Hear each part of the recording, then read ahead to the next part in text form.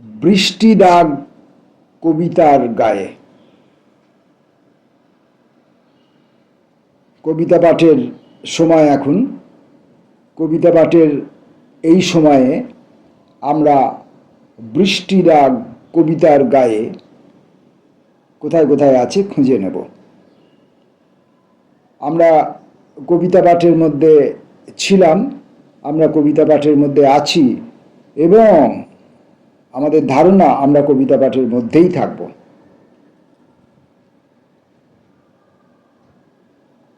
কবিতার করিডোরে পত্রিকার সম্পাদক জয়ন্ত দত্তের উদ্যোগে কবি স্নেহাশিস মুখোপাধ্যায়ের স্বহস্তে লিখিত কবিতার বই বৃষ্টি দাগ কবিতার গায়ে। এখান থেকে আজ আমরা কবিতা পড়ব। এখানেও এই বইটিরও প্রচ্ছদ কবি শিল্পী বিষ্ণু সামন্তের। এখান থেকে আমরা কবিতা পড়ব এবং কবিতা পড়ার আগে একই কথা বলবো যে আমি নিজের হাতের লেখাই নিজে ঠিকমতো করে পড়তে পারি না। একবার পড়ি ভুল হয়, দ্বিতীয়বার পড়ি ভুল হয়, তৃতীয়বার পড়ি ভুল হয় এবং এই ভুল করতে করতে ভুলের সংখ্যা বাড়ে। আবার অনেক সময় হয়তোবা দেখা যায় ভুলটাই সঠিকও হয়ে ওঠে, অর্থাৎ আমি যা লিখেছিলাম সেটা না লিখে এই ভুল পাঠটি যদি লিখতাম তাহলে ঠিক হতো, এমনটাও হয়। কিন্তু সেটা নিজের ক্ষেত্রে প্রযোজ্য, অন্যের লেখার ক্ষেত্রে সেই অধিকার আমার নেই, সুতরাং সেটা প্রযোজ্য নয়। কিন্তু হাতের লেখা পড়তে গেলে অস্পষ্টতাজনিত কারণে বিভিন্ন লোকের বিভিন্ন রকম হাতের লেখা, আমি হস্তরেখা হস্তাক্ষর বিশেষজ্ঞ নই, সে কারণে ভুল হতেই পারে। ভুল হবে এটা ধরে নিয়ে, কারণ আমি তো ভুলে বিশেষজ্ঞ, তাই ভুল হবে এটা ধরে নিয়ে আমি আমার ভাই স্নেহাশিস মুখোপাধ্যায়ের কাছে ক্ষমা চেয়ে রাখি, আমার ভাই জয়ন্ত দত্তর কাছে ক্ষমা চেয়ে রাখি এবং হে সীমিত গুটি কয়েক পাঠক শ্রোতাবৃন্দ, আপনাদের কাছেও ক্ষমা চেয়ে রাখি। স্নেহাশিস মুখোপাধ্যায়ের প্রথম কবিতাটি পড়ব, জল ও ডাঙা। বৃষ্টি শব্দগুলি একসাথে নদ নদীর ভাঙনের গল্প বলে হরিমেলার চাতালে। এতকালের পোষমানা পায়রাগুলো ভেবাচাকা বিষাদের গান শোনে কান্নার। মেঘ শরীরে জমা থাকে মৃত্যু এবং সবুজ প্রাণের ছায়া। সময়হীনতায় হুঁশহীন জলছবি মাটির স্মৃতিশস্যে ছড়ানো ছোপড়ানো দিন। এখানটা আবার পড়ি, সময়হীনতায় হুঁশহীন জলছবি, রিপিটেডলি পড়ছি, সময়হীনতায় হুঁশহীন জলছবি। খেয়াল করবেন, সময়হীনতায় হুঁশহীন জলছবি মাটির স্মৃতিশস্যে মাটির স্মৃতিশস্যে ছড়ানো তোবড়ানো দিন। স্নেহাশিসের ছবি আঁকার পদ্ধতিটিকে অনুসরণ করুন এবং তার শব্দগুলি, ছবি আঁকবার জন্য যে শব্দাবলীর ব্যবহার, শব্দগুলির সঙ্গে শব্দগুলির হাত ধরিয়ে দেওয়ার যে পদ্ধতি, সেটাকে লক্ষ্য করুন। আমি এই প্যারাটা আরেকবার পড়ি। মেঘ শরীরে জমা থাকে মৃত্যু এবং সবুজ প্রাণের ছায়া। সময়হীনতায় হুঁশহীন জলছবি মাটির স্মৃতিশস্যে ছড়ানো তোবড়ানো দিন। বাউল দোতারায় বেজে যায় অফুরান সুর, ভেজা চোখে যাপন চর্চার সন্ধ্যা নামে। জলতরঙ্গের ভুল শব্দ তরলানন্দে নিশি বন্দরে জড়ো করে অশান্ত খড়কুটো, যা জল ও ডাঙার সাথে আলাদা করা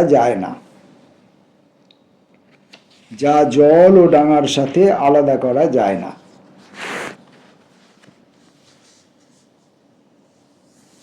পরের কবিতাটি পড়ব, আগুন অক্ষর।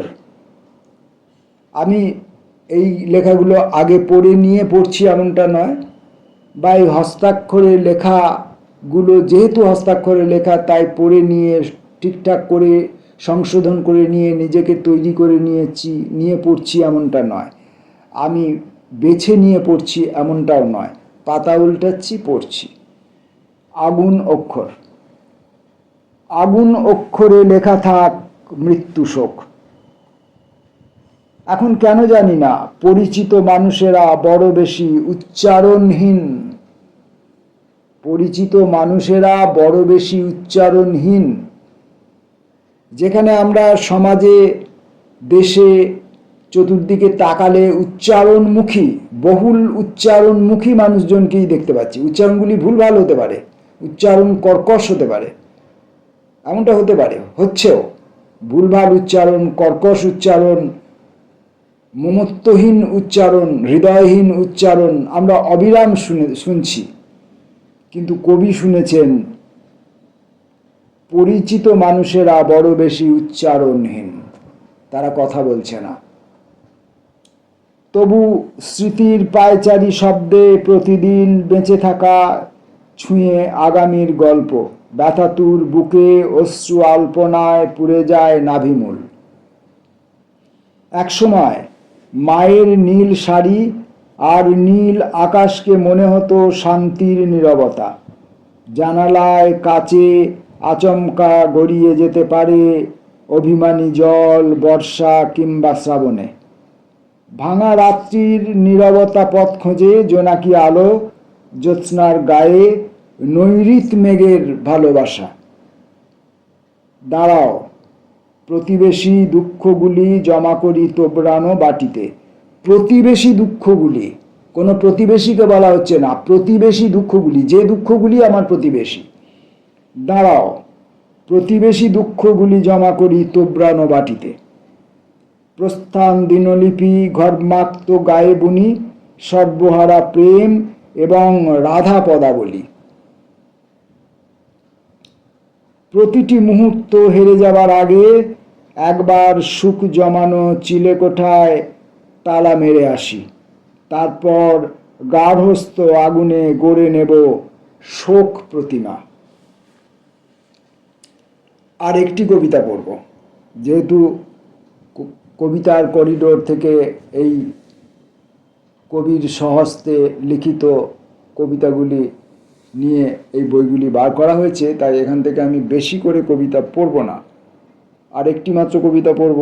আমি অনুরোধ করব, যারা কবিতা লিখছেন, যারা কবিতা পড়তে ভালোবাসেন, যারা কবিতাকে স্পর্শ করতে চান, যারা কবিতাকে পাশে নিয়ে যাপন করতে চান, যারা কবিতার ভেতরে ঢুকতে চান, যারা কবিতাকে নিজের ভেতরে ঢোকাতে চান, তারা এই বইগুলোকে সংগ্রহ করুন। কিভাবে সংগ্রহ করবেন, কি রীতি পদ্ধতিতে করবেন, কিসের বিনিময় করবেন সে আমি বলতে চাই না, কিন্তু আপনারা এই বইগুলো সংগ্রহ করে নিজের কাছে রাখুন, ঋদ্ধও হবেন, সিদ্ধও হবেন।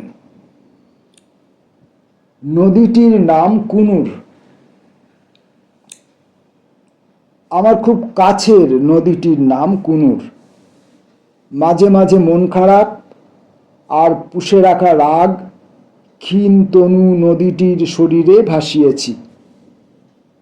নদীর গা থেকে উঠে আসে সূর্য প্রণাম, ডুবে যাওয়া অস্তরাগ, ছেলেবেলার লুকোচুরি, চু চিকচিক বালিয়ারি। কুনুর খান্দ্রাগামীন পথে বর্ষা রঙের জীবন গড়ে, পল্লী স্বপ্নে দুপাশে বুনো ঝোপ মেঘেদের ফিসফাস। পানকৌড়ি জানে নদীর গভীরতা জলের দহন। ভাবি এক নদীকে ঘিরে কত জন্ম অন্তহীন কথা জেগে থাকে রমণীর বুকে। আকুলি বিকুলি দিন, পায়ে পায়ে গল্পের অসংখ্য শিকড়। নদী পারে সাঁকোর ওপারে নৈশব্দের অক্ষর ভেঙে ভাষা বৃক্ষের জন্ম দেন কাব্যিক উচ্চারণে সাধক কবি নীলকণ্ঠ। নদীবক্ষ ভেসে যায় কৃষ্ণযাত্রা পদাবলী গানে। পড়লাম স্নেহাশিস মুখোপাধ্যায়ের লেখা কবিতা বৃষ্টিদাগ কবিতার গায়ে, এই ছোট্ট কবিতা সংকলনটি থেকে 3টি কবিতা। নমস্কার।